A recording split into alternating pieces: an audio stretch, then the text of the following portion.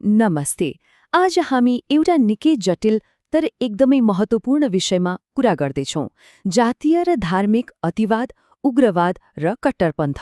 सुन्दा अलि गाह्रो लाग्ला, तर यी कुराहरूले हाम्रो समाजलाई कसरी चुनौती दिइरहेका छन्, आउनुहोस् अलि गहिराईमा गएर बुझ्ने कोसिस गरौँ। हेर्नुस्, यी कुराहरू किताबमा पढ्ने सिद्धान्त मात्रै होइनन् है। यिनीहरूले त समाजको शान्ति, सद्भाव र स्थिरतामाथि साँच्चीकै खतरा पैदा गर्छन्। अझ नेपाल जस्तो यति धेरै जात जाति र धर्महरू भएको देशमा त यस्ता विचारहरूले समाजलाई जोड्ने जुन एउटा धागो हुन्छ नि, हो त्यसलाई नै चुडाइदिन सक्छ। हो, यो भनाइले नै प्रश्न पार्छ कि यो विषय कति गम्भीर छ।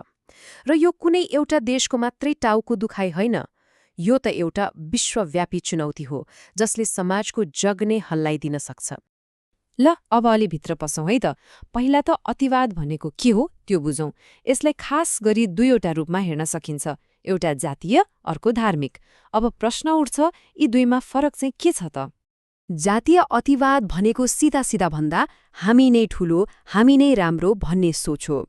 जब कुनै एउटा समूहले आफ्नो भाषा, आफ्नो संस्कृति, आफ्नो पहिचानलाई अरूको भन्दा महान ठान्न थाल्छ र अरूको अस्तित्वलाई सम्मान गर्दैन, हो त्यहीबाट सुरु हुन्छ द्वन्द्वको बिउ।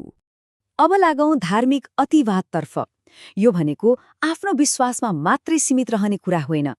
यसमा त आफ्नो धर्मको एकदमै साँघुरो व्याख्या गरिन्छ अनि आफ्नो विश्वासलाई जबरजस्ती अरूमाथि लाद्न खोजिन्छ। जो मान्दैन उसलाई शत्रु देखिन्छ। अनि यसले समाजमा के ल्याउँछ? हिंसा र घृणा। अतिवादसँगै अरू दुईवटा शब्दहरू पनि जोडिएर आउँछन्। सुन्नुभएकै होला, कट्टरपन्थ र उग्रवाद। सुन्दा उस्तै उस्तै लागे पनि यिनीहरू बीच अलिअलि फरक छ। के हो त त्यो फरक? आउनुहोस् त्यो पनि हेरौँ। कट्टरपन्थ भनेको चाहिँ सिधा भाषामा भन्दा परिवर्तनको ठिक उल्टो हो। जे छ जस्तो छ त्यस्तै ठिक छ भन्ने सोच।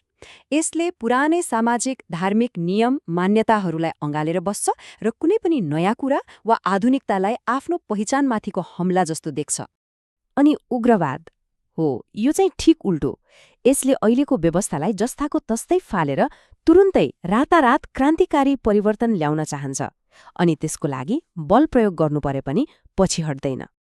ल, परिभाषा त धेरै सुनियो, तर अब सबैभन्दा महत्त्वपूर्ण प्रश्न, यस्ता विचारधारालाई व्यवहारमा कसरी चिन्ने त? के हुन् त यिनीहरूका साझा लक्षणहरू? चाहे त्यो जातीय होस् वा धार्मिक, अतिवाद होस् वा कट्टरपन्थ, बाहिरबाट हेर्दा फरक फरक देखिए पनि यिनीहरूको भित्री चरित्रमा केही समानताहरू हुन्छन्। अब हामी तिनै साझा प्रवृत्तिहरूलाई हेर्दैछौँ जसले गर्दा यिनीहरूलाई चिन्न सजिलो हुन्छ। यी सबैको जड कहाँ छ त? असहिष्णुतामा, एकदमै साँघुरो सोचमा। मेरो समूह, मेरो विचार मात्रै ठिक, अरू सबै गलत भन्ने घमण्ड।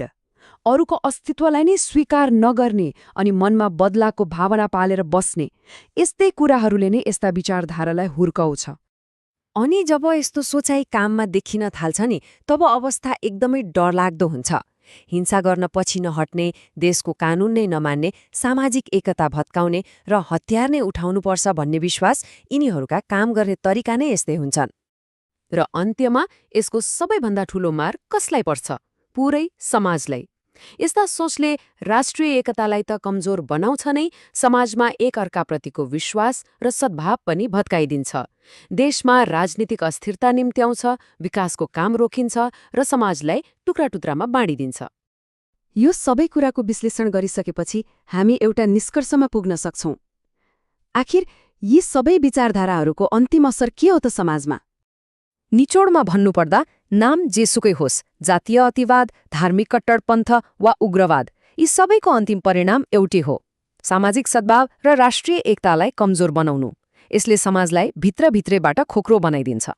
र जाँदा जाँदै एउटा महत्त्वपूर्ण प्रश्नमा सोच्नको लागि छोडेर जाउँ। हाम्रो आफ्नै समाजमा यस्ता प्रवृत्तिहरू कतै देखिँदैछन् कि? यिनीहरूलाई समयमै कसरी चिन्ने होला? अनि सबैभन्दा ठूलो कुरा, यसको समाधानको लागि हामीले व्यक्तिगत र सामूहिक रूपमा के गर्न सक्छौँ होला? यो साँच्चै नै सोच्नुपर्ने विषय हो।